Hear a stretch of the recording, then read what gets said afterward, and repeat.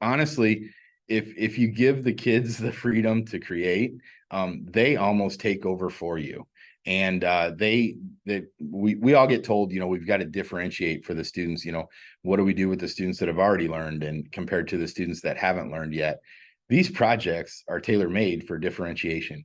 I can push this student a little bit further in their group because maybe they've already got all the essential learnings met, whereas I can also take the exact same class period to work with students that maybe haven't quite caught on yet. Our IEP students love them. Our 504 plan students love them.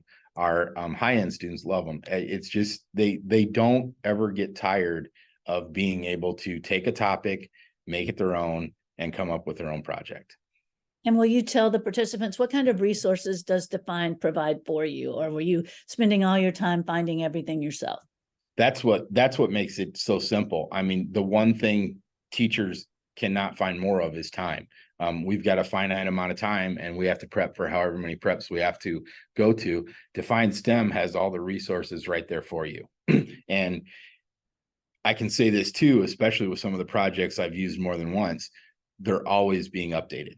And so you don't have to worry about finding dated resources, which is an issue in environmental science.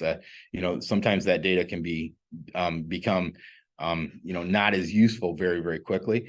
They're always updating. And in fact, Jordan and I were going through some stuff this week, and I had noticed where they had updated some stuff since the last time I had been there. So they're always updating it. You can count on them to have viable sources that are actually going to matter and that the kids are going to use in the project. And that's what makes it great.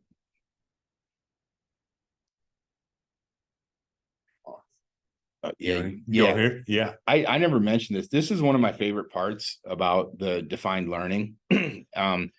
It's at the end of each project, you've got this final reflection assignment that you can have the students complete. And this is one of the assignments when I first started doing it that I thought the kids were just going to jump through the hoop. They're going to get the 6 questions answered, and then they're just going to go ahead and hit submit, and then it's going to be done and on to the next thing. The final reflection assignments and the answers that I get, that's where it proves to me that the students are doing the learning. That's where they're hitting on, okay, I understood this and this and this and this. I wish I was a little bit stronger when it came to this.